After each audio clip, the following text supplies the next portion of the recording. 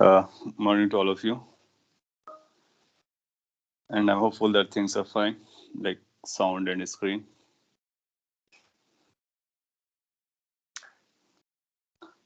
So we will be proceeding with the topic जो हम लोग पढ़ रहे थे. लेक्चर्स के नाम कुछ काइनेमेटिक्स के फॉर्म में चल रहे हैं, लेकिन हम लोग जो टॉपिक पढ़ रहे हैं वो प्रोजेक्टाइल मोशन है और उसको आगे बढ़ाते हैं. कोई आपके डाउट्स हो, अगर प्रोजेक्टाइल मोशन से रिलेटेड कोई कॉन्सेप्चुअल डाउट कुछ आपको रिवाइज करवाना हो तो आप बोल सकते हो.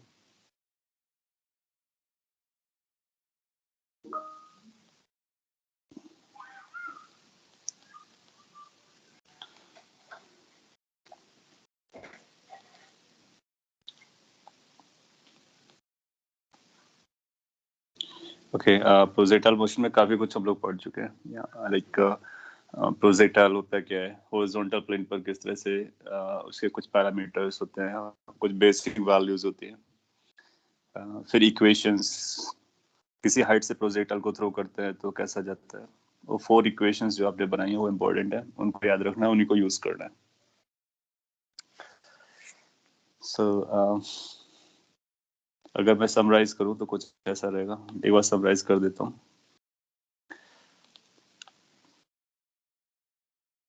अगर आपने यू और थीटा चूज किया है तो ये इस तरह के पाथ पर जाता है और आप इसकी रेंज, हाइट और टाइम ऑफ फ्लाइट के बारे में बता लेते हो.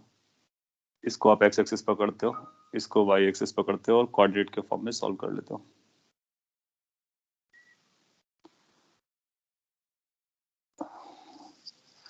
इसके बाद हम लोगों ने हाइट वाला केस देखा था और देखा था आपने कि दोनों केसेस में सेम इक्वेशंस आती हैं.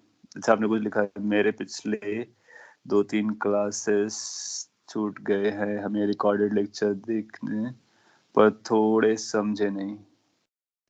शॉर्ट समरी चाहते हो. बेसिकली मैं वही प्रोवाइड कर रहा था. तो अल्टीमेट आइडिया ये कि प्रोजेक्टाइल अगर ए से आपने थ्रो किया, बी पे लैंड करता है, तो ये जो पाथ होता है वो पैराबोलिक होता है. इक्वेशन हमारे लिए क्या इंपॉर्टेंट है, किसी भी लोकेशन पर अगर पार्टिकल आपका यहाँ पर है तो इसका ये वाई कोऑर्डिनेट, एक्स कोऑर्डिनेट, ये अपने को पता करना होता है. ये वाई कोऑर्डिनेट हो गया, ये एक्स कोऑर्डिनेट हो गया, ये इसकी वेलोसिटी हो गई. उस वेलोसिटी में एक ये हॉरिजॉन्टल कंपोनेंट हो गया, एक वर्टिकल कंपोनेंट हो गया, v y v x. V y अपना डायरेक्शन बदल देगा लेकिन वी एक्स सेम डायरेक्शन में चलता है. सो 4 इक्वेशंस आपको हमेशा याद रखना है. एक वी एक्स ये कांस्टेंट रहता है, यू कॉस थीटा रहता है. थीटा अगर हॉरिजॉन्टल से लिया गया है, x you cos theta into T होता है, लीनियरली इंक्रीज कर रहा होता है. Vertical velocity you sine theta minus G T होता है और vertical displacement you sine theta T minus half g t square होता है. इन 4 इक्वेशन के अलावा इसकी पाथ इक्वेशन आपके पास आई थी, तो पाथ इक्वेशन एक्स वाई में आता है y is equal to x tan theta minus g x square divide by twice u square cos square theta. मैं बार बार इसलिए लिखता हूँ सो दैट कि आपको अच्छे से रिकॉल हो जाए. अगर आपको याद भी है तो एक बार उनको फिर से फ्रेश माइंड से देखना चाहिए आपको. और इन इक्वेशंस को यूज करके हम लोग इसका आंसर देते हैं. ये बात है प्रोजेक्टाइल के इक्वेशन. लास्ट क्लास में हम लोगों ने इसके बारे में बात किया था. किसी अगर हाइट से थ्रो करते हो तभी यही इक्वेशन रहती है. अपने को ओरिजिन किसको मानना है, जहां से थ्रो किया गया है. एक्स हॉरिजॉन्टल डायरेक्शन को, वाई वर्टिकल डायरेक्शन को और जी नीचे रहेगा, तो वाई को अपने को अपसाइड पॉजिटिव मान के चलना है और सॉल्व करना है. तो ये इक्वेशन हमारा आंसर करते हैं. आपने लिखा can you give more questions like that monkey Hunter applied maths questions. हाँ, वो क्वेश्चंस भी हम लोग सॉल्व करेंगे. कॉन्सेप्ट्स को मैंने अभी एलाबोरेट किया. थिंकिंग बेस्ड कई सारे क्वेश्चंस क्रिएट किए जा सकते हैं. अभी मैं आपको एक न्यूमेरिकल टाइप का क्वेश्चन देता हूँ जो काइंड ऑफ आपका रूल भी होगा किसी हाइट से थ्रो करने के लिए. तो लेट्स से किसी हाइट से आप एक पार्टिकल को थ्रो करते हो. ऐसे बहुत सारे क्वेश्चंस आपने देखे होंगे. और जो प्रोजेक्टाइल आप थ्रो कर रहे हो वो बेसिकली हॉरिजॉन्टल डायरेक्शन में थ्रो कर रहे हो. तो कई बार बुक्स इसको हेडिंग डाल देते हैं कि हॉरिजॉन्टल डायरेक्शन में आपने वेलोसिटी दी हुई है. किस तरह का ये पाथ फॉलो करेगा. सो यू कैन विजुलाइज कि जो पाथ आएगा ये प्रोजेक्ट पैराबोलिक पाथ आएगा और उसी पैराबोला का एक पोर्शन आएगा. आपको ये हाइट दिया जाएगा h, आप इसको ओरिजिन एज्यूम करोगे इनिशियल लोकेशन को, और this axis will be treated as x axis, this axis will be treated as y axis, keeping this as origin. तो ये जो a पॉइंट है ये हमारा ओरिजिन है, b है बॉटम पॉइंट, c पर लैंड करता है। आपको क्या गिवन है? आपको u गिवन है, h गिवन है। आपसे ऐसा पूछता है फाइंड, इसको एज ए क्वेश्चन में बना दे रहा हूँ, वो आपके लिए रिजल्ट भी हो जाएंगे। फाइंड एक्सप्रेशन फॉर टाइम, और ऐसा बोला एक्सप्रेशन फॉर, दो पार्ट कर लेते हैं। पहला time taken by projectile to hit the ground,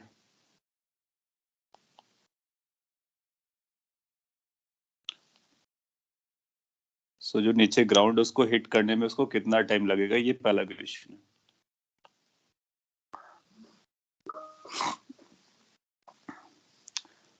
so time के लिए आप बोलोगे कि अपने पास इक्वेशंस हैं, आप इक्वेशंस पे फेथ रखोगे तो ज्यादा अच्छा रहेगा। कोई भी क्वेश्चन आएगा तो आप वहां से रिलेट कर लोगे, और अगर आप प्रैक्टिस्ड हो तो आपको याद भी रह जाता है। तो अपने को टाइम निकालना है, और अगर टाइम का कैलकुलेशन करना है तो ये हमारा ओरिजिन है, अल्टीमेटली पार्टिकल इधर रहेगा, तो वर्टिकल डिस्प्लेसमेंट कितना जाएगा, -h। तो हमारे पास एक इक्वेशन होती है, since we know y is equal to u sin theta t minus half g t square, that's relation. अब इसमें अपने को क्या रखना है, y की वैल्यू रखनी है कितना, -h। थीटा अपने को कितना दिख रहा है, 0, क्योंकि हॉरिजॉन्टल से थीटा मेजर करते हैं, तो थीटा को 0 डंप कर दीजिए और y को -h डंप कर दीजिए, आपको t निकल करके आ जाएगा। तो जब आप ऐसा करोगे तो आपको पता चलेगा कि ये जो बन रहा है इक्वेशन, वो इक्वेशन कुछ ऐसा बन जा रहा है, -h is equal to, theta को 0 रखते ही ये 0 हो जाएगा, minus half g t square हो जाएगा, और यही अपना टाइम ऑफ फ्लाइट बन जाएगा। तो यहाँ से t कैलकुलेट करोगे तो ये t की वैल्यू आएगी √2h/g, और आपने अगर ऑब्जर्व किया, आपका आंसर √2h/g आ रहा है, गुड। तो आपके ऑब्जर्वेशन में ये पता चल रहा होगा कि इसको हिट करने में कितना टाइम लगेगा, ये इस बात पे डिपेंड नहीं करते कि आपने हॉरिजॉन्टली कितना स्पीड से थ्रो किया है। दैट मीन्स अगर एक पार्टिकल को स्लो थ्रो करेंगे, एक को फास्ट थ्रो करेंगे, तो कौन सा पहले गिरेगा जमीन पर? अब बोलोगे दोनों साइमल्टेनियसली गिरने वाले हैं, ऐसा क्वेश्चन हम लोगों ने किया था, आपके डीपीपी में भी था। तो ये आपको बताने की कोशिश कर रहा है कि time of flight is independent of horizontal velocity. So that is under √2h/g, independent of horizontal component of velocity. इसको एयर टाइम भी कहते हैं और टाइम ऑफ फ्लाइट कहते हैं। तो अगर आपने t इक्वल टू 0 पे थ्रो किया था, तो यहाँ पर जब फॉल करेगा तो under √2h/g पर करेगा।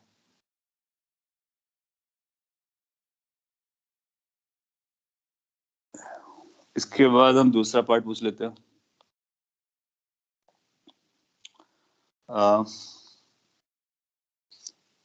हॉरिजॉन्टल डिस्प्लेसमेंट और मैक्सिमम हॉरिजॉन्टल डिस्प्लेसमेंट।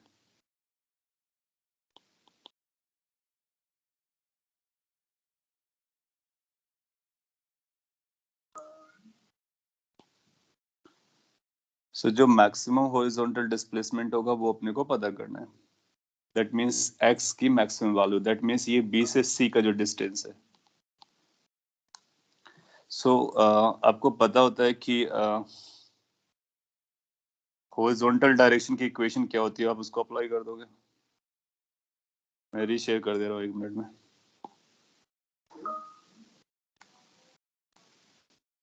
सो फिर से आपको इक्वेशन को रिकॉल करना है, और इक्वेशन क्या होती है, आपको x मैक्सिमम चाहिए, तो सिंस आपको पता होता है कि x की value u cos theta into T होती है। सो r या फिर b से c का जो वैल्यू है, that is going to be equal to u cos theta into t. अब आपको पता है थीटा कितना है, टी कितना है, उसको रख देंगे। यहाँ पर थीटा की वैल्यू 0 है और टी की वैल्यू आपने निकाल रखी है। So this comes out to be u into √2h/g। So point is कि अपने को BC या फिर रेंज पता चल गया, √2h/g होता है और u के साथ मल्टीप्लाइड भी है। तो रेंज के लिए हॉरिजॉन्टल वेलोसिटी मैटर करती है, बिल्कुल मैटर करती है, हाइट मैटर करती है। सो ये अपना दूसरा आंसर हो जाएगा। इनको आप एज ए रिजल्ट याद रख सकते हो, time of flight, range. No, ये इजी क्वेश्चंस हैं ऑफ कोर्स, लेकिन आपको लर्निंग किस तरीके से करनी है उस पर मैं थोड़ा सा ज्यादा एफर्ट देने की कोशिश कर रहा हूँ कि आपको इक्वेशंस पकड़नी है, कंडीशंस आइडेंटिफाई करनी है, फिर सॉल्व करना है, रादर देन रिमेम्बरिंग थिंग्स। क्यों? क्योंकि आप एक लिमिटेड नंबर ऑफ क्वेश्चंस के आंसर याद रख सकते हो, लेकिन अगर आपको मेथड समझ में आता है तो नो मैटर कौन सा क्वेश्चन होगा, हम उस पर ये पता करेंगे कि क्या हमको पता है, that means what is given, that means what are the condition that we can identify. फिर हम ये पता करेंगे क्या पता करना है, फिर हमको ये इक्वेशंस रिकॉल में आएंगे, फिर तीनों को मिक्स कर लेंगे, इसी को बोलते हैं एप्लीकेशन। तो जो आपका कॉमन कंसर्न रहता है कि सर हमको समझ में आता है, हमसे क्वेश्चंस नहीं होते हैं, तो उसके लिए ये चीज़ों पर फोकस देना बहुत इंपॉर्टेंट है कि अगर पार्टिकल यहाँ फॉल किया तो क्या हमको पता है इसका वाई कोऑर्डिनेट क्या है, यस। क्या हमको टाइम पता करना है, यस। तो क्या वाई टी में कोई रिलेशन है, yes. Then it's done. This is how thinking grows. कई बार आपसे बोलेगा कि डिस्प्लेसमेंट ऑफ द पार्टिकल बताइए, अभी आप में से किसी ने लिखा था। तो डिस्प्लेसमेंट का मतलब होता है initial position to final position. तो डिस्प्लेसमेंट के लिए आपको AC बताना पड़ेगा। ठीक है, हम AC बता देंगे। क्यों कैसे बता देंगे? क्योंकि हमको BC पता चल गया है, H पता है। तो अगर आपसे BC पता है जो कि R के बराबर है, H पता है, तो ये पाइथागोरस थ्योरम से इसको हाइपोटेनस को बता देंगे, square root of H² + R² की जगह रख देंगे। यस। सो पॉइंट इज कि हम बता सकते हैं कि डिस्प्लेसमेंट कितना है, और हॉरिजॉन्टल डिस्प्लेसमेंट कितना है, वर्टिकल डिस्प्लेसमेंट कितना है, टाइम कितना है। तो इसको बोलते हैं horizontal velocity from a height और horizontal projectile from a height. हाँ, स्क्वायर रूट के अंदर इसको लिख करके बोल सकते हैं। Good, so you know that. Okay, so अगर आपको ये समझता है तो अपना काम हो जाता है। आपकी DPP में हम लोगों ने डिस्कशन भी किया था, सिमिलर टाइप का एक और क्वेश्चन है, और उससे रिलेटेड कुछ और पॉइंट्स मैं हाईलाइट कर देता हूँ। ये IT में पूछा भी गया है। वो क्वेश्चन ये था कि एक प्लेन जा रहा है, लेट्स से यहाँ पर एक प्लेन इस तरह से फ्लाई कर रहा है, रॉकेट और प्लेन और व्हाटएवर यू कॉल इट, और ये वेलोसिटी से जा रहा है, लेट्स से इसकी वेलोसिटी v दी गई है। इसमें कुछ वेरिएशंस को मैं इंट्रोड्यूस करके आपको समझाता। और लेट्स से इसके इनसाइड ये हॉरिजॉन्टल डायरेक्शन में जा रहा है, इनसाइड में एक बंदा था, उसके पास एक बैग था और वो बैग को ड्रॉप करना चाहता है।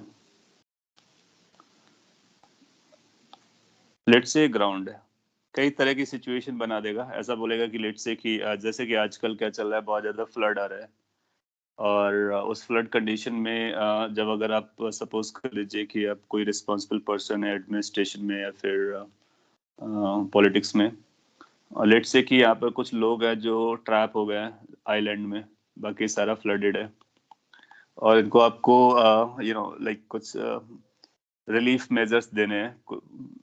तो आप यहाँ पर वाटर में जा नहीं सकते हो, तो आप क्या करते हो, एयर पे जाते हो, एरोप्लेन से जा रहे होते हो, और आपको कुछ चीजें इनको डिलीवर करनी, लेट्स से फूड आइटम और समथिंग लाइक। तो उस केस कंडीशन में आप जब प्लेन से फ्लाई कर रहे होगे तो आपको कहाँ पर रिलीज करना है फूड आइटम, ये मैटर करने वाला है। सपोज कर लीजिए कोई बिना पढ़ा लिखा इंसान को ये रिस्पॉन्सिबिलिटी दे दी गई, और उसने देखा कि अब ये लोग हमारे नीचे हैं, अब हम बैग को ड्रॉप कर देते हैं। तो क्या ये बैग उन लोगों को मिलने वाला है? आप पाओगे कि ये बैग जो है इस तरह के पाथ पे चलेगा, तो उसका पर्पस फेल हो जाएगा। So this has to be calculated beforehand. It has to be calculated beforehand that how much distance before it should be dropped so that it reaches to the needy person, isn't it? So यहाँ पर सारी calculation हमारी projectile motion की लगने वाली है। ये practical example मैंने लेने की कोशिश की है, और इसका जो कॉन्सेप्चुअल या थ्योरेटिकल पर्पस है वो सिंपल इतना है कि अगर हम यहाँ पर एक ऑब्जेक्ट को ड्रॉप करते हैं तो वो कहाँ पर फॉल करेगी, अगर ये कैलकुलेट करना हमको आया तो हम डायरेक्ट पॉइंट पर हम उसको भेज सकते हैं। सो फिर ऐसा कुछ बोलेगा कि लेट से कि जो आप फ्लाई कर रहे थे वो किसी एच हाइट पर फ्लाई कर रहे थे, और ये जो डिस्टेंस थी जहां पर कितनी डिस्टेंस पे आपको ड्रॉप करना था वो डिस्टेंस आर थी। फिर बेसिकली वही क्वेश्चन हो गया जो हम लोग अभी सॉल्व किए थे। जब ये आप बैग को रिलीज करेगा तो ये बैग बाहर आएगा, जब ये बैग बाहर आएगा तो ये बैग सीधा वर्टिकली डाउन साइड नहीं जाएगा। क्यों नहीं जाएगा? क्योंकि जब बैग किसी प्लेटफॉर्म से रिलीज होगा तो उसके पास वही वेलोसिटी रहेगी जो प्लेन की वेलोसिटी है। लेट्स अगर ये वी नॉट से जा रहा था तो इसके पास वी नॉट वेलोसिटी आएगी। अगर ये वी नॉट वेलोसिटी आएगी तो फिर ये वी नॉट वेलोसिटी से एच हाइट से चल रहा है, तो अभी जो हमने लास्ट क्वेश्चन किया एग्जैक्टली वही क्वेश्चन हो गया। यू का नाम वी नॉट है, एच पता है, आर डिस्टेंस पे आपको उसको फॉल कराना है, आर कैलकुलेट कर लो, आपने ये आर कैलकुलेट किया है। इसका मतलब उसको कितने पीछे से ड्रॉप करना है, उसको कितने डिस्टेंस पहले ड्रॉप करना है, उसके लिए आप यू में देखेगा अपनी वेलोसिटी कितनी है, अंडर रूट 2h/g को कैलकुलेट करेगा, दोनों को मल्टीप्लाई करेगा, और अगर वो मेजर कर पाता है कि इतना डिस्टेंस बचा हुआ है वहां पर ड्रॉप करेगा, तो बैग एग्जैक्टली वहीं पे फॉल करेगा जहां पर उसको जरूरत है। किस तरह से? एनीवे, तो मैं जो क्वेश्चन पूछना चाह रहा था वो एक डिफरेंट क्वेश्चन है, तो उसकी तरफ आते हैं और ये आपको रिलेट करने की कोशिश की पिछला क्वेश्चन किस तरह से हमारे लिए इंपॉर्टेंट है। अब इस तरह के क्वेश्चन की कैलकुलेशन आप कर सकते हो। मैं इस चीज को इरेज कर देता हूँ और थिंकिंग ओरिएंटेड क्वेश्चन को यहाँ पे फ्रेम करता हूँ। लेट्स से ग्राउंड है और आप एक ए ऑब्जर्वर इनसाइड है और एक ए ऑब्जर्व और बी ऑब्जर्वर आउटसाइड है, दो पर्सन इसी स्टोरी को देखते हैं। फ्रेम ऑफ रेफरेंस, इस बंदे ने ये बैग को ड्रॉप किया हुआ है और मैं इसकी वेलोसिटी अभी नहीं बनाता हूँ, बस ये बोल रहा हूँ कि इसको ये ड्रॉप करके नीचे रखेगा, वो अपने हिसाब से इसको ड्रॉप करेगा, रिलीज करेगा। सो क्वेश्चन यहाँ पे फ्रेम करता हूँ। अ bag is released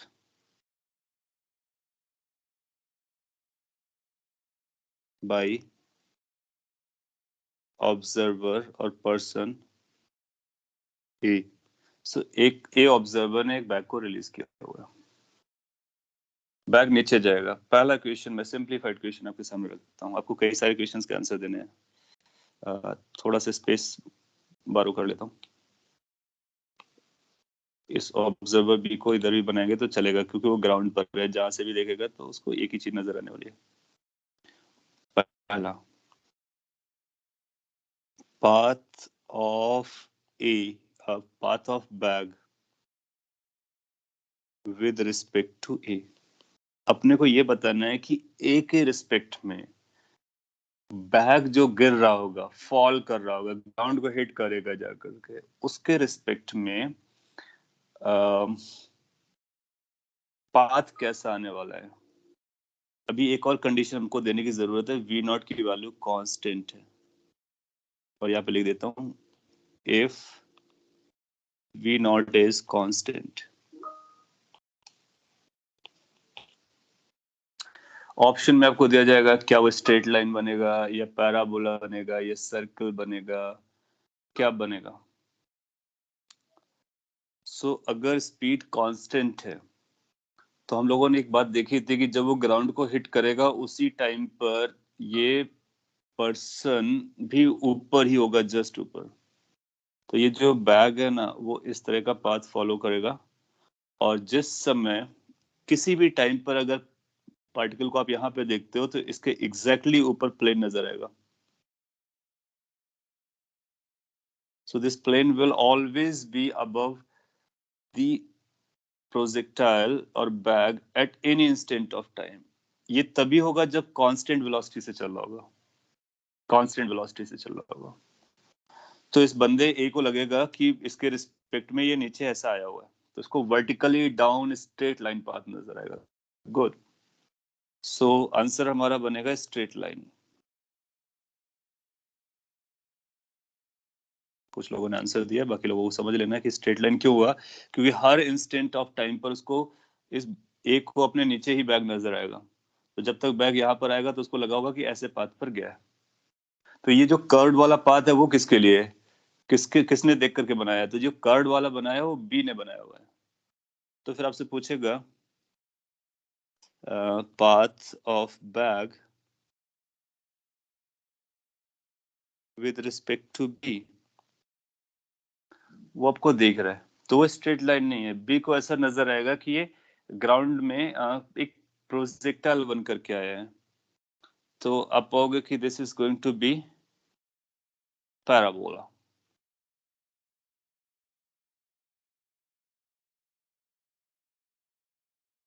parabolic path आएगा। गुड। इसका मतलब आप ग्राउंड से भी देख करके बता सकते हो, और आप ऑब्जर्वर जो कि प्लेन पर है उसका भी विजुअलाइजेशन कर सकते हो। That's difference due to platform, that means frame of reference. एक थर्ड क्वेश्चन फ्रेम करता हूँ। ये दो क्वेश्चन आपने बता दिए, समझ लिए, अच्छी बात है, समझ लिए, ज्यादा इंपॉर्टेंट बात है। लेट्स से हम ये बोलते हैं कि ये जो प्लेन है, अब ये पिक्चर को मैं इरेज कर दे रहा हूँ क्योंकि मैं सी ऑप्शन को, उसी पार्ट को बनाने वाला हूँ।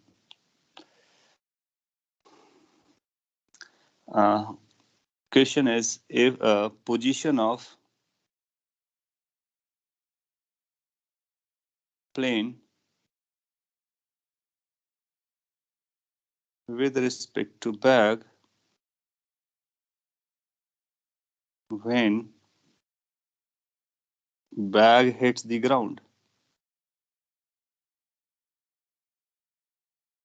तो जब बैग हिट करता है ग्राउंड को, उस समय अपना प्लेन कहां पर है ये अपने को बताना है। हाँ, उसके लिए हम कुछ कंडीशंस बता रहे हैं।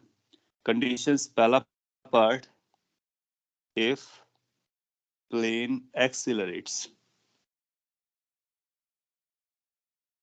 सो कंडीशन है एग्जैक्टली अब वाला केस हम लोग सॉल्व कर चुके हैं।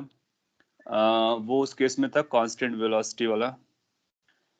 अब हमने एक चेंज लेके आए हैं। चेंज है ये कि प्लेन एक्सेलरेट कर रहा था। Plane is not moving with the constant velocity, rather it is accelerating. तो अपने को आंसर कैसे देना है? अपने को आंसर कुछ ऐसे देना है, मैं आपको ऑप्शन देने की टेक्निक बताता या फिर ऑप्शन देता है। ये जब बैग यहाँ पे हिट करता है तो ये इसके जस्ट अब बोलना है आपको, या अहेड बोलना है, या बिहाइंड बोलना है। तो उसकी लाइन के अहेड चला जाएगा, बिहाइंड होगा, या जस्ट अबव होगा।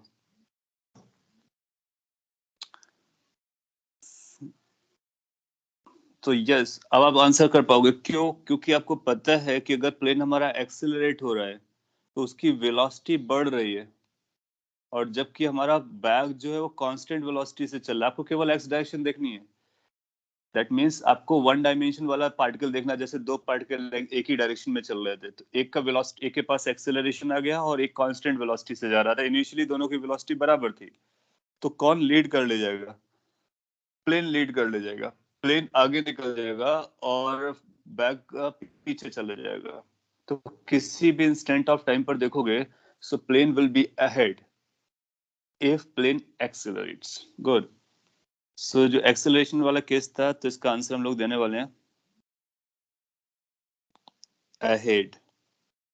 वो चार ऑप्शन देगा, exactly above, ahead, behind, any of them. तो हम लोग क्या बोलने वाले हैं? अहेड निकल जाएगा। Why? Because that is accelerating.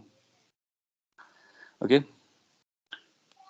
What if it retards?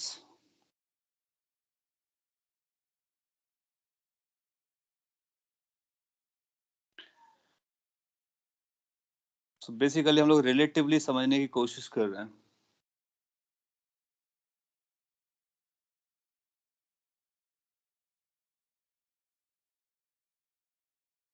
हमारा आंसर होगा कि अगर ये रिटार्ड है, इसका मतलब ये पीछे होगा, और बॉल, ये आपका बैग आगे निकल जाएगा। गुड। आप बोलोगे बिहाइंड। आपको ग्राउंड से कैसा दिखता है, प्लेन से कैसा दिखता है, वो अपने को बताना है। ये जो हम लोग सारी बातें बता रहे हैं, वो कहाँ से बता रहे हैं? ग्राउंड से बता रहे हैं। कि ग्राउंड वाला बंदा दोनों को देख सकता है, प्लेन को भी देख सकता है और पार्टिकल को भी देख सकता है। पोजीशन अपने को बैक के रिस्पेक्ट में बतानी है, लेकिन ऑब्जर्वर कहाँ पर होना चाहिए? ग्राउंड पर होना चाहिए। तो ये हमारे अहेड बिहाइंड, तो इसका मतलब है कि बैग एग्जैक्टली बिलो भी गिर सकता है और या फिर आगे भी गिर सकता है, पीछे भी गिर सकता है, डिपेंडिंग अपॉन हमारा प्लेन कैसा चल रहा है। तो पॉइंट है कि प्लेन के पास इंजन होता है, वो उसके एक्सेलरेशन को कम ज्यादा कर सकता है, वेलोसिटी को चेंज कर सकता है। लेकिन बैग एक बार एयर में आया तो बैग एयर में अपनी वेलोसिटी को चेंज नहीं कर पाएगा, क्योंकि हॉरिजॉन्टल डायरेक्शन में उसके पास कोई एक्सेलरेशन नहीं आता। यस, वर्टिकल वेलोसिटी चेंज करेगी, लेकिन हॉरिजॉन्टल वेलोसिटी चेंज नहीं करती है। गुड। ओके, सो ये आपका ऐसा इक्वेशन आपसे फ्रेम करके पूछेगा डिफरेंट डिफरेंट कंडीशंस के, तो आप उसको रिलेट करके बता पाओगे कब आगे गिरेगा, कब पीछे गिरेगा। और अगर आपको इस रिलीफ वर्क वाला क्वेश्चन देखना था तो उसके अकॉर्डिंग ये आंसर हम तब देंगे जब कैसा जा रहा होगा, यू हमारा कांस्टेंट है उसके केस के लिए। और एक बार बैग आपने रिलीज कर दिया तो इनिशियल वेलोसिटी जो होती है वो कॉपी होती है, उसके बाद वाली वेलोसिटीज अलग अलग हो सकती हैं डिपेंडिंग अपॉन प्लेन हमारा एक्सेलरेट कर रहा है, रिटार्ड कर रहा है, या फिर सेम वेलोसिटी से चल रहा है। Okay, so that's must be easier for you. इसके बाद हम लोग थोड़ा सा और आगे बढ़ लेते हैं, और प्रोजेक्टाइल मोशन में एक लास्ट पॉइंट बचा हुआ है जो इंक्लाइंड प्लेन पे चलते हैं। इसके बाद हम लोग क्वेश्चंस करेंगे, आपकी डीपीपी के बहुत सारे क्वेश्चंस बाकी उनको भी डिस्कस करेंगे, और कुछ मैं यहाँ पे करा था। पहले थ्योरी कंप्लीट कर लेते हैं। सो प्रोजेक्टाइल मोशन अगर आपको पढ़ना है in an inclined plane,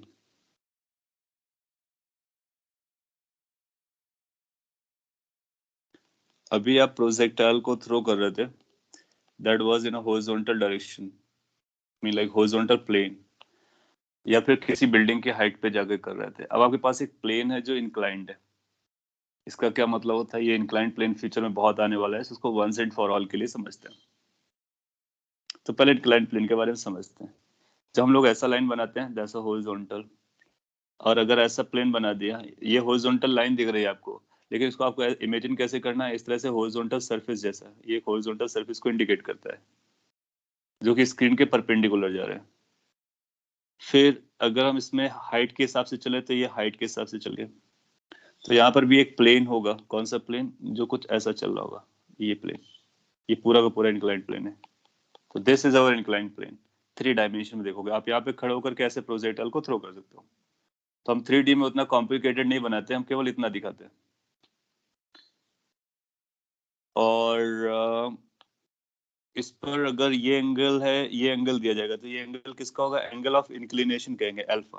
that means horizontal direction से कितना ये टिल्टेड है, कितना लेफ्टेड है। तो उसको एंगल अल्फा की अपने को जरूरत पड़ती है। आपने लिखा है the projectile with an angle is over. ये प्रोजेक्टाइल विद एन एंगल का मतलब हुआ कि अभी हम लोग एंगल का मतलब आप इंक्लाइंड प्लेन बोलना चाह रहे होगे, तो उसी को हम लोग बात कर रहे हैं। और बाकी जितना अभी तक जो हम लोग पढ़ रहे थे वो प्रोजेक्टाइल में था, उसमें एक एंगल था, उसके साथ थ्रो कर रहे थे। अभी तक हम लोग जो थ्रो कर रहे थे, हमारे पास जो सरफेस था वो प्लेन ग्राउंड था, जैसे कि प्ले ग्राउंड आपका प्लेन होता है। लेकिन सपोज कर लीजिए किसी हिल पर आप हैं, तो हिल का जो सरफेस होता है वो ऊपर की तरफ बढ़ता जाता है, उसको हम लोग इंक्लाइंड प्लेन कहते हैं। सो अभी हम लोग इंक्लाइंड प्लेन पर और प्रोजेक्टाइल को विद एन एंगल वाला ही पढ़ रहे हैं। इसमें भी हम लोग किसी एंगल से थ्रो करेंगे। दैट मीन्स यहाँ पे आपका प्रोजेक्टाइल होगा, आप यहाँ से ऐसा थ्रो करोगे, ये थीटा एंगल होगा, फिर ये ऐसा ऊपर गिरेगा जाकर के। हाँ, projectile from a height at an angle हम लोगों ने लास्ट क्लास में किया था प्रोबेबली। अगर नहीं किया होगा तो मैं करा सकता हूँ, किया था, मेरे को याद आ रहा है। इक्वेशन बनाया था, यहाँ पर यू लिखा था और यहाँ पर थीटा लिखा था, फिर कंपोनेंट करके सॉल्व किया था। सो आप लास्ट क्लास को देखोगे, उस पर हमने जनरल इक्वेशंस बना रखी हैं। ये थोड़ा सा डिफरेंट स्टोरी है। इंक्लाइंड प्लेन हम लोग फर्स्ट टाइम कर रहे हैं। यस, और ये इंक्लाइंड प्लेन हमारे लिए आगे भी काम आएगा, और इसमें हम कंपोनेंट्स का, जो वेक्टर कंपोनेंट्स का लर्न किया था, उस वेक्टर्स को और भी यूज करने वाले हैं। आगे चल करके नेक्स्ट चैप्टर में हम लोग काफी इंक्लाइंड में फ्रिक्शन निकाला निकाला करेंगे। आपने, आपको पता होगा कि ये स्लाइड करेगा तो कितना टाइम लगेगा, वो सारी कैलकुलेशन करेंगे। अगर एक पार्टिकल को आप ऐसा थ्रो करते हो तो वो एक 1 डायमेंशन में जाएगा, लेकिन अगर आप उसको एयर में थ्रो करते हो तो ऊपर से नीचे आएगा। और ये इंक्लाइंड प्लेन का मतलब है कि ये पूरा रिजिड बॉडी है और ये इसके अंदर नहीं आ सकता है। ओके, तो यहाँ पर अपने कोऑर्डिनेट्स को बदलना अपने को सीखना है। नाउ पहले तो एक्सेलरेशन को सॉर्ट आउट कर लेते हैं, क्योंकि एक्सेलरेशन हमारे लिए हमको गिवन रहता है। तो एक्सेलरेशन जो होता है वो वर्टिकली डाउन एक्ट कर रहा होता है, मैं अलग से सॉर्ट आउट करता हूँ उसको। ये सिंस अपने को पता है कि जो प्रोजेक्टाइल या पार्टिकल आपका चलेगा उसका डिस्प्लेसमेंट इधर हो सकता है और इसके अंदर नहीं जा सकता है, तो हम एक्स एक्सिस और वाई एक्सिस को इस तरह से ना लेकर के हम कुछ एक्सिस को इस तरह से लेने की कोशिश करेंगे। एक अलोंग द इंक्लाइंड की डायरेक्शन, एक परपेंडिकुलर टू इंक्लाइंड डायरेक्शन। जी हमारा डाउन साइड लगता है, तो इस जी के हम दो कंपोनेंट्स करना प्रेफर करेंगे। कौन से दो कंपोनेंट्स हैं वो समझते हैं। Screen is not visible. Okay, आप रीशेयर करो, आपको दिखेगा। और अगर यहाँ से हैंग कर रहा है तो मैं एक बार के लिए रीशेयर करता हूँ।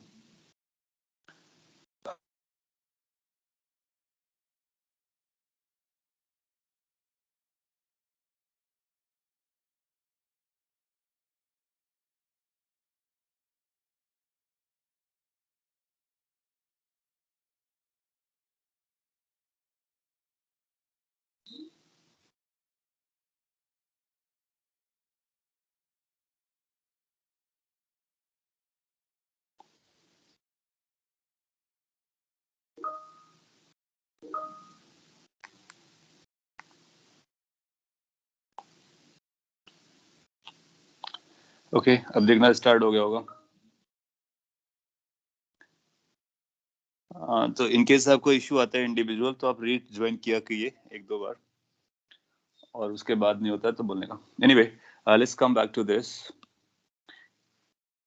इसको हम दो कंपोनेंट में डिवाइड करना चाहेंगे, एक उस डायरेक्शन में जिसमें इंक्लाइंड प्लेन है, और दूसरा वो डायरेक्शन जो इंक्लाइंड प्लेन के परपेंडिकुलर है। क्योंकि आपको पता होता है कि हम किसी वेक्टर के दो कंपोनेंट कर लेते हैं। और ये जो एंगल है, ये एंगल अल्फा अपने को गिवन है, अल्फा, और ये 90 डिग्री है, हॉरिजॉन्टल से वर्टिकल है। तो इस एंगल के बारे में आप बोलोगे कि ये एंगल 90 माइनस अल्फा हो जाएगा, और ये टोटल 90 होता है, तो ये एंगल अल्फा हो जाएगा। सो आपको वंस एंड फॉर ऑल हमेशा के लिए याद रखना है कि इंक्लाइंड प्लेन पर एक कंपोनेंट ऑफ जी इधर आने वाला है और एक कंपोनेंट ऑफ जी इधर आने वाला है। तो जी के हम दो कंपोनेंट्स कर सकते हैं। Now the component of g which is along the inclined plane is going to be g sine alpha, और the component of g perpendicular to inclined plane is going to be g cos alpha. ऐसा क्यों आ रहा है? क्योंकि alpha को हम लोगों ने देखा कि अल्फा अल्फा की तरफ जो कंपोनेंट जाता है वो कॉस अल्फा जाता है। और इस कंस्ट्रक्शन से आपको अल्फा कैसे वो आया वो आपको समझ में आ गया होगा, क्योंकि ये टोटल एंगल 90 डिग्री होता है, परपेंडिकुलर केसेस की बात कर रहे होते हैं। ये 90 है, ये अल्फा था, तो सिंपल ट्रिग्नोमेट्री विल से कि ये 90 माइनस अल्फा रहा होगा, और अगर ये 90 माइनस अल्फा है तो इसको अल्फा बनने का। जहां पर अल्फा क्या है, अल्फा को हम बोलते हैं angle of inclination. This is angle of inclination. Future में क्या होगा कि ये जी साइन अल्फा को हम क्विकली डिजाइन कर दिया करेंगे जी कॉस अल्फा। जाओगे कि जो इंक्लाइंड प्लेन की डायरेक्शन पर है वो जी साइन अल्फा है, जो उसके परपेंडिकुलर डायरेक्शन पर है वो जी कॉस अल्फा है। तो बेसिकली हम ये बोलना चाहेंगे कि यहाँ पर अपने पास कुछ जी के कंपोनेंट्स हैं, एक इस डायरेक्शन में देखना चाह रहे हैं हम, और एक इस डायरेक्शन में देखना चाह रहे हैं। सो वर्टिकल से इसको दो कंपोनेंट में डिवाइड कर लिया, and this will be g sin alpha and this is going to be g cos alpha. इसको वेरीफाई भी कर सकते हैं। वेरीफाई कैसे करने का? अगर अल्फा हमारा 0 हो गया तो ये जो इंक्लाइंड प्लेन है ना, ये इंक्लाइंड प्लेन इसके हॉरिजॉन्टल पर आ जाएगा। तो उस समय फिर ये कंपोनेंट कितना बन जाएगा? साइन अल्फा को 0 करोगे, अल्फा को 0 करोगे, तो ये हॉरिजॉन्टल कंपोनेंट हमारा जी का 0 होता है, और ये वर्टिकल जी होता है। तो अल्फा को 0 करने से ये इस तरह से आ जाएगा और ये 0 बन जाएगा, उससे मैच करता हुआ नजर आएगा। सो ये प्लेन को हम नीचे भी ला जा सकते हैं, प्लेन को ऊपर भी ले जा सकते हैं अल्फा को चेंज करने के लिए। ये फर्स्ट पॉइंट आपको इंटरनलाइज करना और फ्यूचर के लिए याद रखना है। आपने लिखा so the component on the 90 minus alpha angle is parallel to the inclined. Yes, so ये जो 90 माइनस अल्फा है वो इंक्लाइंड के पैरेलल है, क्योंकि ये लाइन को हमने यहाँ पे ड्रॉ किया, ये हॉरिजॉन्टल से अल्फा बना रहा था इसलिए अल्फा दिखाया था। सो इसका पर्पस था केवल जी के दो कंपोनेंट्स करना, एक अलोंग द प्लेन, एक परपेंडिकुलर टू द प्लेन।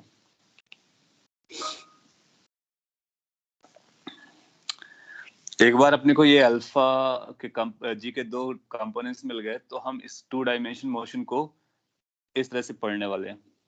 किस तरह से, मैं आपको यहाँ पे एक्सप्लेन करता हूँ।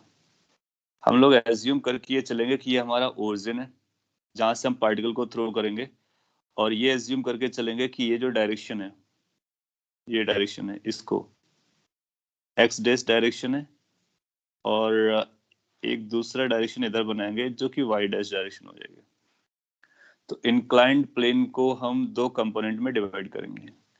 ये बोल सकते हैं ये हमारा एक्स डैश है और ये वाई डैश है। डैश इसलिए लगा रहे हैं क्योंकि हमारा एक्स हॉरिजॉन्टल होता है, वाई वर्टिकल होता है, तो ये हमने थोड़ा सा टिल्टेड बनाया हुआ है, तो इसलिए ये एक्स डैश वाई डैश होगा। ये एंगल अभी भी 90 डिग्री है, क्योंकि एक्स और वाई का कोऑर्डिनेट जब भी लेते हैं इसको रेक्टेंगुलर कोऑर्डिनेट बोलते हैं, इसको मतलब 90 डिग्री एंगल होने का। आपने लिखा how do we determine which component is different in different cases, is it common sense और specific approach. So what you need to do, see alpha from horizontal. If alpha is from horizontal, so sin alpha will be along the inclined plane, cos alpha will be into the inclined plane or perpendicular to the inclined plane. ये as a standard अपने को याद रखना है। और वो कैसे आ रहा है उसके लिए हमने ये कंपोनेंट किए हैं, तो आप वेक्टर को यूज करके कंपोनेंट भी करके देख सकते हो। ना इस कोऑर्डिनेट सिस्टम को अगर हम चूज करते हो, लेट्स से एक पार्टिकल को हम लोग यहाँ से थ्रो करते हैं इस पॉइंट से, और ये पार्टिकल ऐसा थ्रो किया गया। अब प्रोजेक्टाइल मोशन दो तरह से हो सकता है, या तो आप नीचे से ऊपर की तरफ थ्रो कर सकते हो या फिर ऊपर से नीचे की तरफ थ्रो कर सकते हो। हम लोग एंगल यहां से मेजर कर रहे हैं, कहां से, प्लेन, इंक्लाइंड प्लेन से थीटा मेजर कर रहे हैं। कई बार क्वेश्चन में क्या करेगा, वो हॉरिजॉन्टल से थीटा मेजर करेगा, तो अकॉर्डिंगली हम लोग अल्फा को एडजस्ट कर लेंगे। सो अगर ये थ्रो किया है तो आपको पता है कि ये प्रोजेक्टाइल जैसा जाएगा, पैराबोला जैसा जाएगा, और अगर कुछ नहीं होता तो ये ऐसा फॉल करता जा करके। अगर इंक्लाइंड प्लेन नहीं रहा होता, अगर ये बाउंड्री नहीं रही होती, तो हम तो जानते हैं ना किस तरह से जाएगा, तो उसके लिए टोटल एंगल हमारा अल्फा प्लस थीटा बन जाता। लेकिन यहाँ पर प्रॉब्लम क्या है कि इस पॉइंट के आगे तो ये जा नहीं सकता। क्यों? क्योंकि यहाँ पर रिजिड बॉडी है, अलाउड नहीं है। तो ये जो मोशन है वो रिस्ट्रिक्टेड मोशन हो जाएगी। कहाँ तक रिस्ट्रिक्टेड होगी? यहाँ तक। सो ये अगर आप ए पॉइंट से थ्रो करते हो तो ये बी पॉइंट पर जाकर के लैंड कर जाएगा समवेयर देयर। और अपने को यही पाथ पकड़ना है कि ये जो पाथ है इसके बारे में हमको स्टडी करनी है कि कब ये लैंड करेगा, कितना ए बी डिस्टेंस पे लैंड करेगा, किस समय कितना वेलोसिटी होगा। That means each and everything related to this we need to talk about. और अगर आपने अभी समझा तो ये केवल उसी प्रोजेक्टाइल का, ये this is nothing but the portion of the original projectile motion. तो जो ओरिजिनल प्रोजेक्टाइल मोशन था उसका एक पोर्शन है जो हम कवर करने की कोशिश कर रहे हैं, और इसकी मोशन बी तक जाकर के स्टॉप कर गई है। इसको सॉल्व करने के लिए हमारे पास इक्वेशंस चाहिए, तो हम इक्वेशंस को बना सकते हैं। आप चाहो तो इसको इस तरह की x dash y dash coordinate system में सॉल्व कर सकते हो, और अदरवाइज आप चाहो तो आपका ओरिजिनल कोऑर्डिनेट सिस्टम है उसको भी यूज कर सकते हो। अगर हम लोग ओरिजिनल कोऑर्डिनेट सिस्टम को यूज करेंगे तो फिर हमको जी के कंपोनेंट करने की जरूरत नहीं पड़ेगी, क्योंकि जी ऑलरेडी वाई डायरेक्शन में था और एक्स डायरेक्शन में जीरो था। कंपोनेंट्स की हमको तभी जरूरत पड़ेगी जब हमने अपने कोऑर्डिनेट्स को इस तरह से बदल लिया है ना। इस तरह से कोऑर्डिनेट यूज करने के अपने कुछ फायदे हैं। क्या फायदे हैं? कि अगर आपको ए बी डिस्टेंस निकालनी होगी तो a b distance basically x component के बारे में बात करेगा, और अगर इसकी ये वर्टिकल वाली हाइट निकालनी होगी तो ये वाई डायरेक्शन के बारे में बात करेगा, वाई डैश डायरेक्शन के बारे में बात करेगा। तो डायरेक्टली हम निकाल सकते हैं। सो इसको स्टूडेंट दोनों तरह से सॉल्व कर सकते हैं, और डिपेंडिंग अपॉन आपकी चॉइसेस, आपकी कंफर्टेबल लेवल, दोनों हमारे लिए इंपॉर्टेंट है और दोनों तरह से अपने आंसर आते हैं। तो हम लोग x dash y dash coordinate system को यूज करेंगे, तभी हम लोगों ने जी के कंपोनेंट कर लिया। तो इसकी इक्वेशंस बनाते हैं और उन इक्वेशंस को लिस्ट करेंगे, फिर टफ क्वेश्चंस को भी हम लोग हैंडल कर सकते हैं। तो हम बोलेंगे x dash component of motion.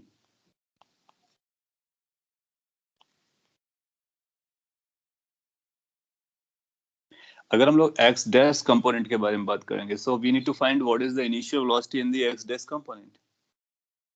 Initial velocity in the x dash. So you need to make these the component of this initial velocity. So you'll find कि u का एक component इधर आएगा और u का एक component इधर आएगा. The component which is in the x direction is u cos theta. The component in the y dash direction is u sin theta. Good. So अपने को पता चला कि u का component x dash direction में जा रहा है u cos theta. Is there any acceleration existing in x dash direction? Yes. Yes. Can you identify that acceleration which is in uh, x dash direction or the value of ax dash? तो आप identify कर सकते हो, उसी को हम लोगों ने अभी शॉर्ट आउट किया हुआ है, सिंप्लीफाई किया हुआ है. Yes, you can do that. X dash direction को देखना है, कॉस अल्फा नहीं आएगा, साइन थीटा भी नहीं आएगा. Yes, to be appropriate minus आएगा, minus g sine alpha. Y minus? क्योंकि ये हमारे नेगेटिव डायरेक्शन में है. And how much this is? G sin alpha. It's alpha, not theta. So there has to be difference between alpha and theta. Alpha is angle of inclination. Theta is angle of projection. हम लोग जो theta use कर रहे हैं उसका भी नाम लिख देता हूं मैं. Theta is angle of projection. और ये कहां से है? From inclined plane. तो इंक्लाइंड प्लेन से हमने थीटा को मेजर किया है, हॉरिजॉन्टल से नहीं. So alpha is a different story, theta is a different story. इसका मतलब है जो g का कंपोनेंट है, g का कंपोनेंट वो एंगल ऑफ प्रोजेक्शन पे डिपेंड नहीं करेगा कि आप किस एंगल पर अपनी बॉल को थ्रो करते हो. वो इस बात पर डिपेंड करेगा कि आपका प्लेन कितने एंगल पर इंक्लाइंड है. तो इसलिए ये अल्फा पे डिपेंड करेगा. अल्फा मतलब हमारा एंगल ऑफ इंक्लिनेशन है. So g angle of inclination पे डिपेंड करेगा. बहुत सही आपने पकड़ा. Minus g sine alpha is the correct. अच्छा, इस और जी कैसा है? कांस्टेंट. अल्फा कैसा है? कांस्टेंट, क्योंकि हमारा जो इंक्लाइंड प्लेन होगा ना वो प्लेन वही रहेगा, प्लेन नहीं बदल रहा है. दैट मींस हम अपने प्लेन को ऊपर नहीं लेके जा रहे हैं, नीचे नहीं ले जाके, फिक्स्ड प्लेन है, फिक्स्ड प्लेन है. हाँ, एडवांस जैसे क्वेश्चन में जाकर के ऐसा बोल सकता है कि हम प्लेन को भी घुमा रहे हैं किसी मैकेनिज्म को लगा करके, तो फिर उसके लिए हम अल्फा को बदलता हुआ भी देखेंगे. अभी हमारे लिए अल्फा कैसा है? कांस्टेंट है, तो फिक्स्ड प्लेन है. फिक्स्ड प्लेन का मतलब अल्फा कांस्टेंट है. अगर अल्फा को हमने कांस्टेंट रखा है, कांस्टेंट, ये हम लोग एज्यूम करके चल रहे हैं, तो जी साइन अल्फा यानी एक्सेलरेशन कांस्टेंट हो गया. कांस्टेंट एक्सेलरेशन वन डायमेंशन की इक्वेशन लगा सकते हैं. तो किसी भी इंस्टेंट पे वेलोसिटी अगर हमको एक्स डैश डायरेक्शन में निकालनी है तो v is going to be equal to u plus a t, u plus a t. Simple equation. तो इससे अपने को एक पहला इक्वेशन मिलेगा, velocity in the x dash direction is going to be u cos theta minus g sin alpha into t. So you can call this as the first equation in inclined plane condition, inclined projectile case. तो ये एक पहली equation हमारे लिए ready हो गई, जो कि हॉरिजॉन्टल में बहुत सिंपल हुआ करती थी. आपको याद है ना, vx की वैल्यू u cos थीटा थी. क्यों? क्योंकि उस समय हॉरिजॉन्टल डायरेक्शन में हमारे पास कोई एक्सेलरेशन नहीं था. यहाँ पर इंक्लाइंड डायरेक्शन में हमारे पास रिटार्डेशन है, इसलिए माइनस जी साइन अल्फा आने वाला है. इस तरह से जिस तरह से हमने फर्स्ट बनाया, 4 इक्वेशन हम डिवाइस कर सकते हैं, बना सकते हैं, और फिर उनको रिलेट करके इसका टाइम पे, time of flight, height, range, maximum range, किस एंगल पर मैक्सिमम रेंज जाएगा, वो सारी कैलकुलेशंस कर पाएंगे. और अगर ये आपको समझ में आ गया सिंपल केस, तो बाकी सारे केस सिमिलर जाने वाले हैं. जैसे अगर अपने को एक्स डेस पता करना है, कितना डिस्प्लेसमेंट गया अलोंग द इंक्लाइंड प्लेन, तो कितना ऊपर जा रहा है इंक्लाइंड प्लेन में, तो ut plus half a t square होता है, एवरीबॉडी नोज. u का मतलब u x dash t plus half a x dash t square. So x dash direction में, इसलिए उसके सबस्क्रिप्ट लगा दिया गया. फॉर्मूला क्या बनेगा? Formula is going to be u cos theta initial velocity into t minus half g sin alpha into t square. Equations lengthy हैं but idea smart, idea simple है, और आइडिया अगर आप समझोगे तो कभी भी उसको लिख करके बता सकते हो। It will take couple of seconds. So x direction की दोनों इक्वेशंस आ गया, दैट मींस पोजीशन भी आ गया, वेलोसिटी भी आ गया। अब आप उनको टाइम बताओ, हम एक्स कंपोनेंट का लोकेशन बता सकते हैं और एक्स कंपोनेंट की वेलोसिटी बता सकते हैं अगर अल्फा थीटा यू पता है तो ये एक्स कंपोनेंट मोशन हो गया। सिमिलरली हम y dash component of motion को हैंडल करेंगे।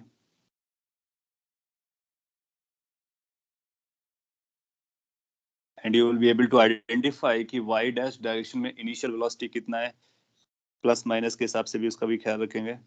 तो ये यू साइन थीटा दिख रहा है। एक्सेलरेशन वाई डैश डायरेक्शन में कितना है, तो क्या आप आइडेंटिफाई कर पाओगे, ये माइनस जी कॉस अल्फा के बराबर आएगा। ये वाई डैश डायरेक्शन में निगेटिव डायरेक्शन में नीचे की तरफ है, इसलिए हमने माइनस लगाया हुआ है। ऊपर की तरफ होता है तो प्लस लगाते हैं।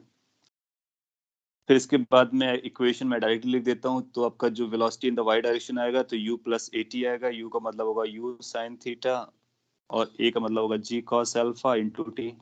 सो that will become your third equation. And for fourth, you can write the velocity, the displacement in the y direction is going to be equal to ut plus half a t square. U is u sine theta, and this t minus half g cos alpha t square.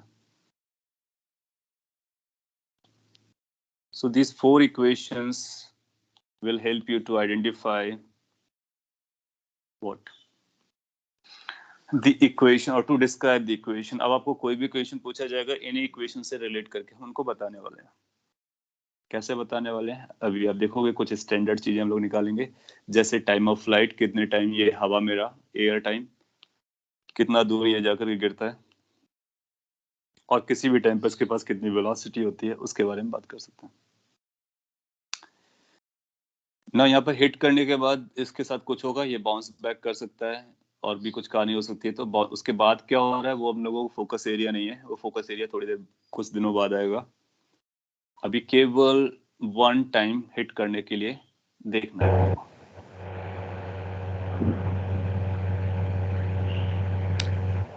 यहाँ तक कोई concern हो तो आप पूछ सकते हो, otherwise हम लोग आगे बढ़ सकते हैं।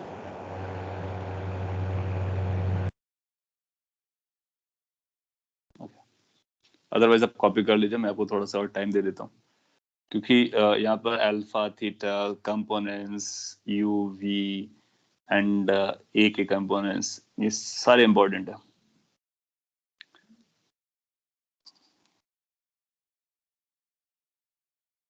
क्रिस्टल क्लियर है, बहुत ही अच्छी बात है। तो हम लोग आगे बढ़ते हैं और कुछ इंपॉर्टेंट पैरामीटर्स को या क्वांटिटीज को निकालने की कोशिश करते हैं। और अगर आपको ये क्रिस्टल क्लियर जा रहा है तो बिलीव मी, कोई भी क्वेश्चन आएगा हम इक्वेशन बनाने के लिए एबल हो गए, और एक बार इक्वेशन बनाने के लिए एबल होते हैं तो फिर कंडीशंस को कनेक्ट करना है और आंसर आने का। जैसे कि टाइम ऑफ फ्लाइट के लिए हम देखते हैं कि किस तरह से अपने को प्रोसीड करना है। टाइम ऑफ फ्लाइट,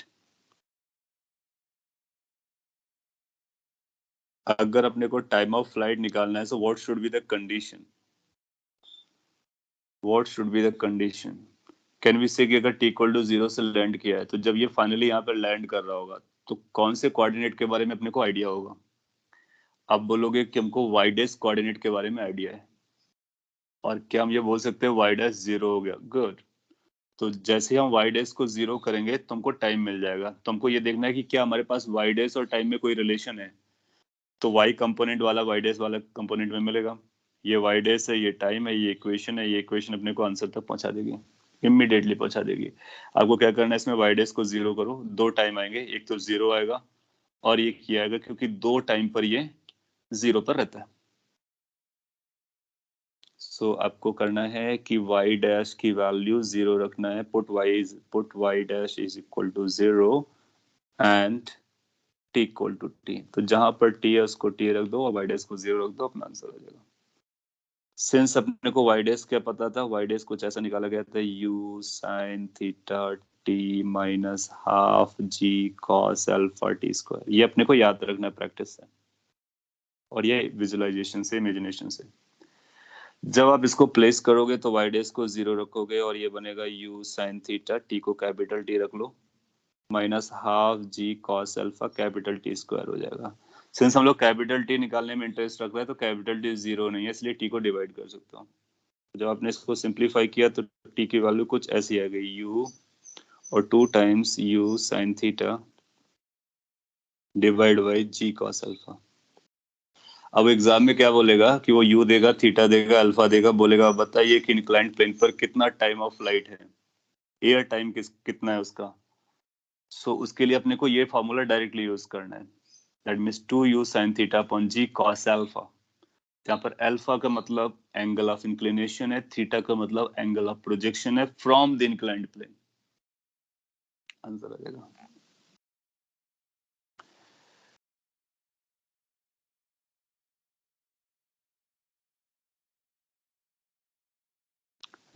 अपने जो can you make us attend removing from the meeting, okay. So don't, some people are doing some nonsense. कोई बात नहीं, आप कॉपी करो इसको और मैं सेटिंग चेंज कर देता हूँ अगर वो सेटिंग मिस हुई है तो।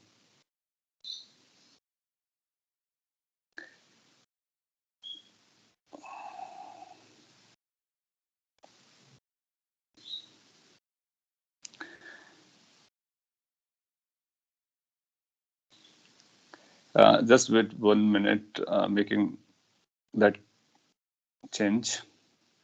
Yes, done. Now you can attend tension free. Anyway, so time of flight निकालने के लिए हमारे पास ये है। इसको याद रखने के हमारे पास और भी तरीके हैं, और अगर आप इसको रिलेट करोगे ना तो हम लोग स्टार्ट कहाँ से हुए हैं, हम लोगों ने वर्टिकल मोशन पढ़ा था और फिर उसके बाद प्रोजेक्टाइल, फिर हम इंक्लाइंड पर आ रहे हैं, सभी में सीक्वेंसेस है। अगर आपको वर्टिकल मोशन याद है ना, तो वर्टिकल मोशन में अगर हमने किसी पार्टिकल को यू से थ्रो किया था तो इसको वापस आने में कितना टाइम लगता था, t is equal to 2u by जी।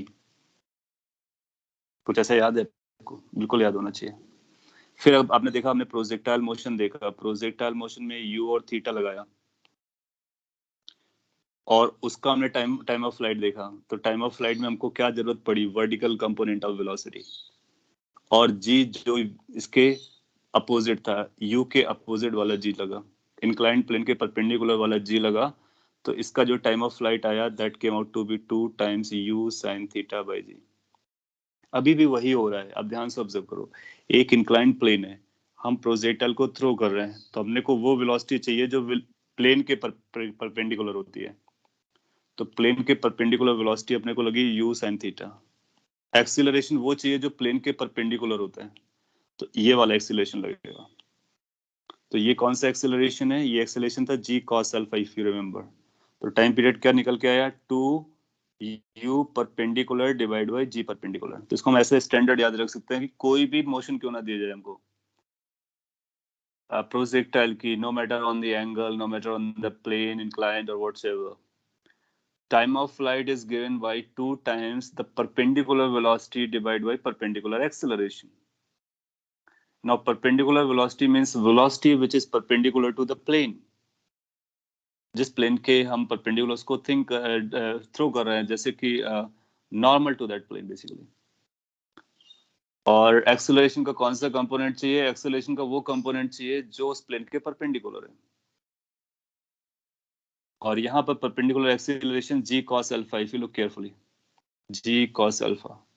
तो इसलिए हमारे एक्सप्रेशन में क्या है, जी कॉस अल्फा, ऊपर क्या है यू साइन थीटा। तो हमेशा you 2 times you perpendicular divide by perpendicular acceleration, exactly यहाँ पर चल रहा होता है।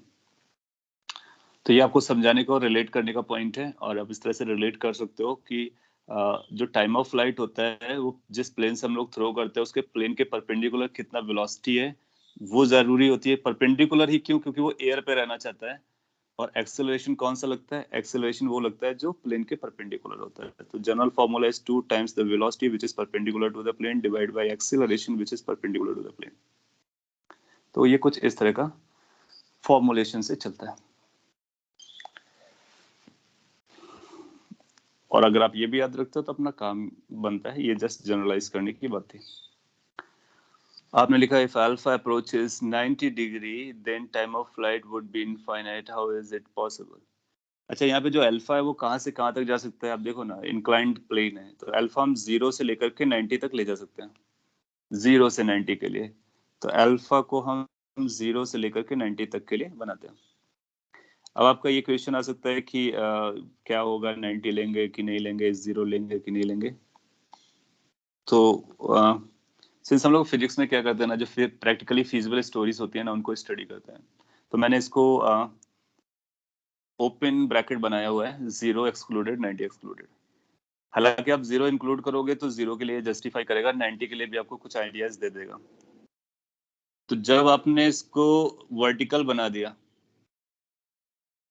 है ना, तो टाइम ऑफ फ्लाइट तभी जस्टिफाई करेगा।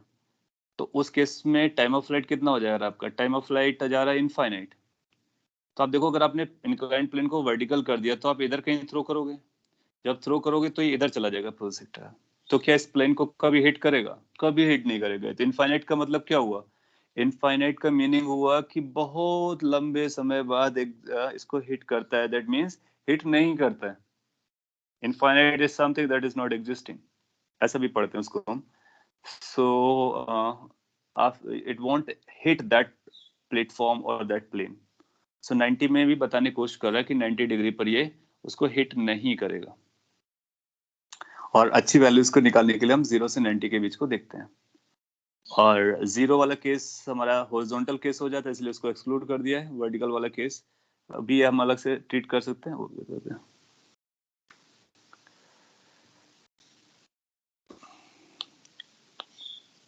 सो पॉइंट इज की that's true for all cases. Anyway, थोड़ा सा और आगे बढ़ते हैं हम लोग। रेंज निकालने की बात करेगा, तो दूसरा है हम लोग रेंज कैलकुलेट करते हैं। फिगर हम लोग उसी को कॉपी कर रहे हैं अभी तक। रेंज, रेंज का मतलब हुआ along the inclined plane, that means maximum displacement along the inclined plane.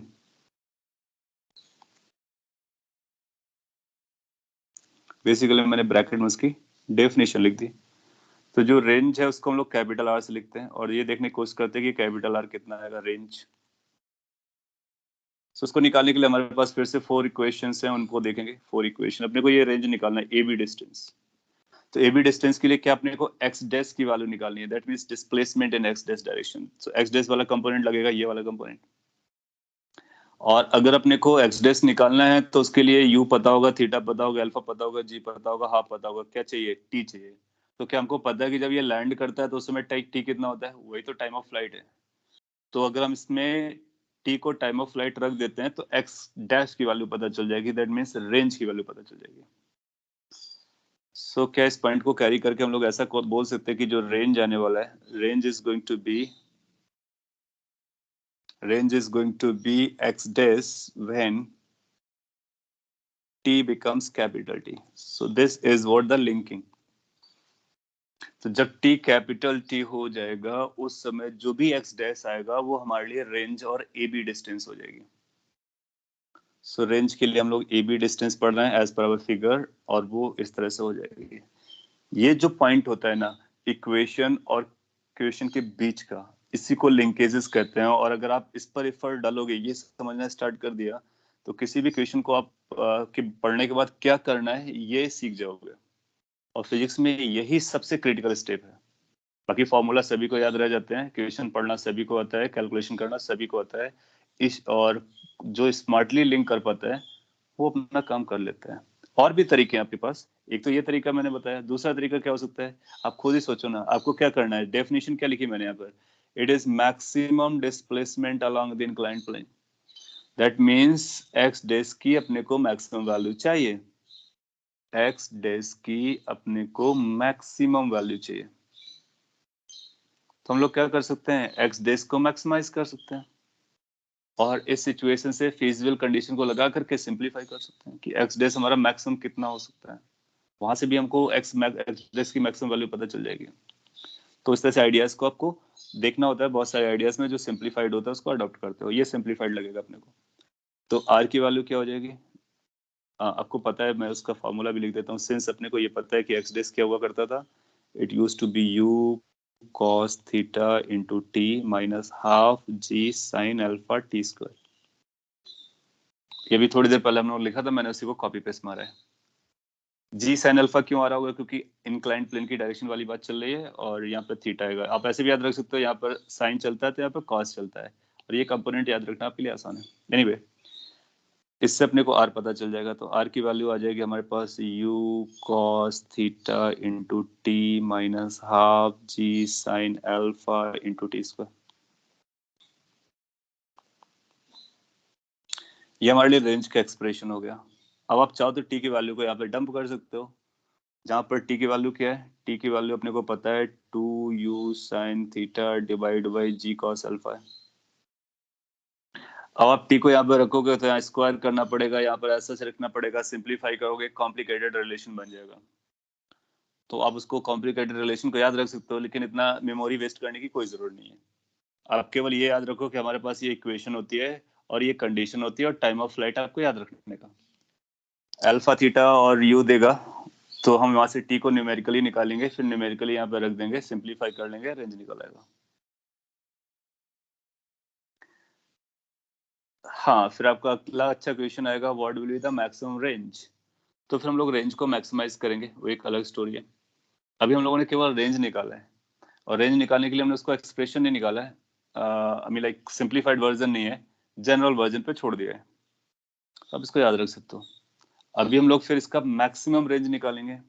तो कई बार एग्जाम में वो आपसे मैक्सिमम रेंज के बारे में पूछता है। आपको पता होगा हॉरिजॉन्टल डायरेक्शन में जब थ्रो करते थे, then maximum range was achieved when maximum range was achieved when theta used to be 45 degree.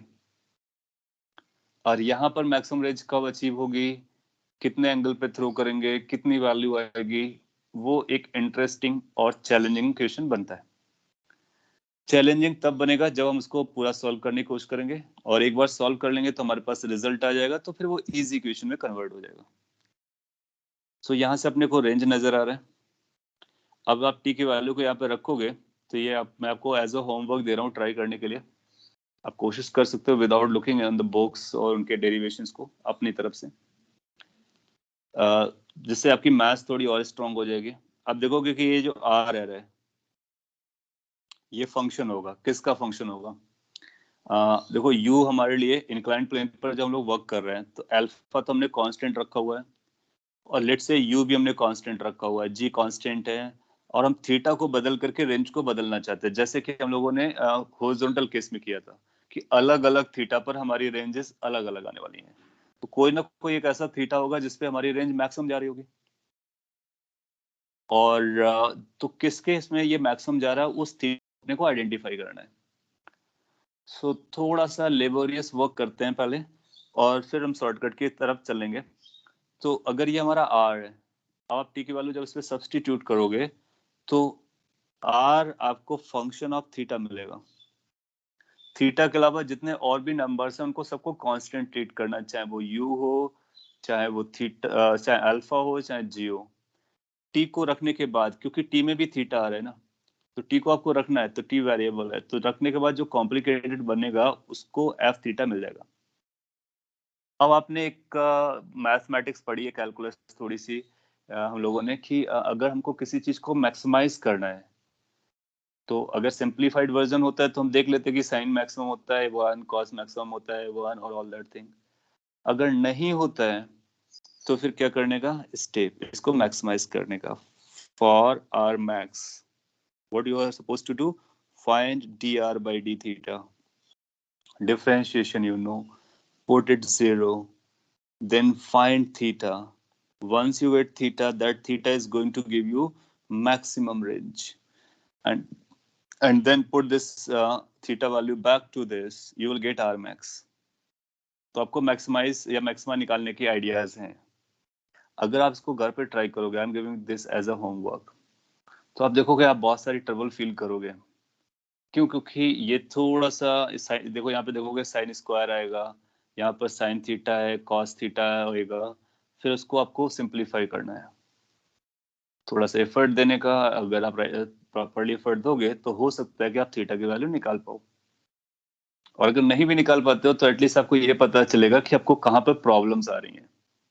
जब नेक्स्ट क्लास में मैं सॉल्व करूंगा तो आपको ये लर्न करने को मिलेगा, अपॉर्चुनिटी मिलेगी कि how to overcome those problems, और फिर किस तरह से हम अपना आंसर देते हैं वो आप कल सीखोगे। तो this you need, everybody has to try this at home. That's complicated a bit, not too much but of course a bit.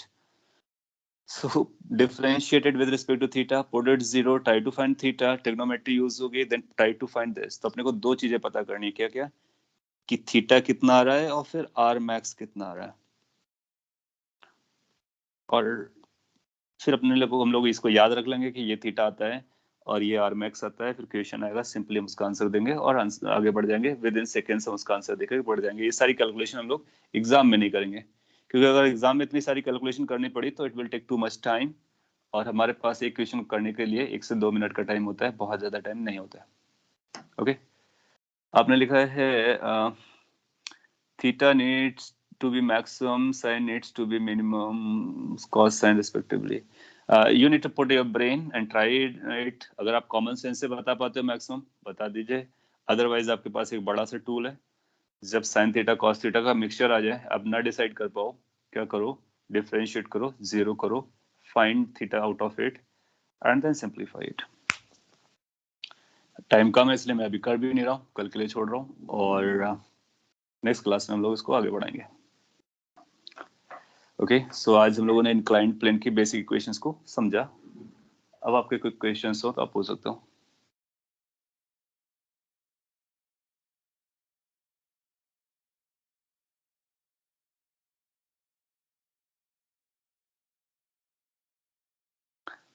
So any concern, any portion or part you want to be revised?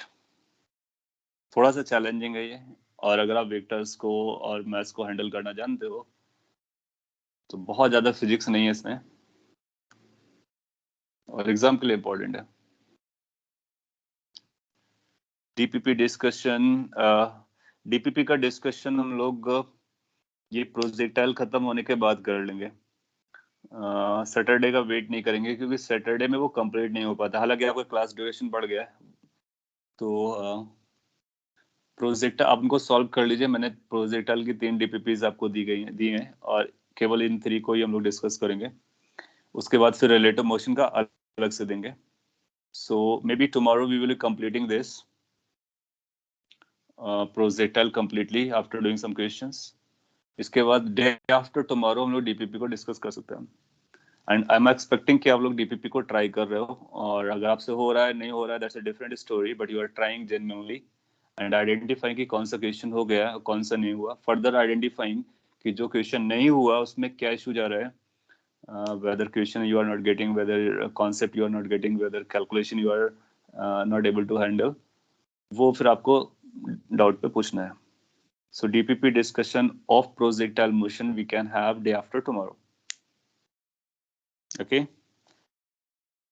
Okay. So अगर आपके पास कोई और question नहीं है तो फिर हम लोग इसको यहीं पे बाइंड अप कर सकते हैं। And if you have a question you can ask. इसके बाद जो आपको चैप्टर टॉपिक आएगा काइनेमेटिक्स का, वो लास्ट टॉपिक होगा रिलेटिव मोशन, वो भी बहुत इंटरेस्टिंग है। And then we will be completing this kinematics.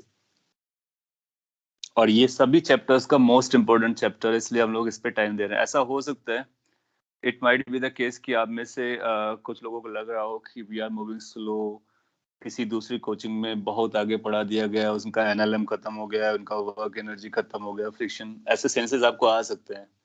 तो मैं आपको पहले से बता देता हूँ, सभी का एग्जाम एक ही दिन होने वाला है, जेई मेन और JEE advance. Nobody is going to give exam prior to the exam which NTA is going to conduct. So it's a long race. We need to complete those things very slowly, very comfortably, or very deeply, which are most important.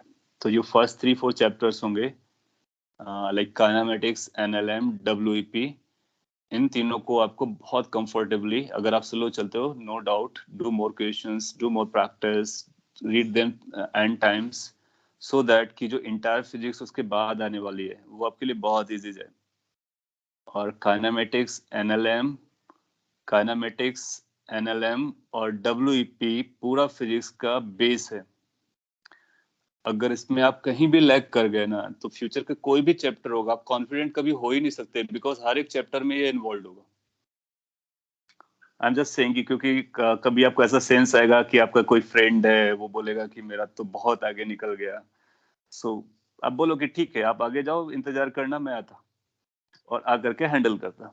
So when you are going to reach there, you should be comfortable और confident कि कोई भी question आएगा तो हम तभी उसी समय कर ले जाएंगे। मैं इसलिए बोल रहा हूँ, सिंपली इसलिए बोल रहा हूँ क्योंकि आपके पीयर ग्रुप में ऐसा चलता है, सभी के पीयर ग्रुप में ऐसा चलता है, और पीयर ग्रुप आपको इन्फ्लुएंस करता है। So don't be influenced by those temporary arguments which are of no value, but learn, do practice. That's the most important point. Okay, chalega. So if you have nothing to ask, we will meet tomorrow and we'll go ahead. Thank you guys, have a great time. See you.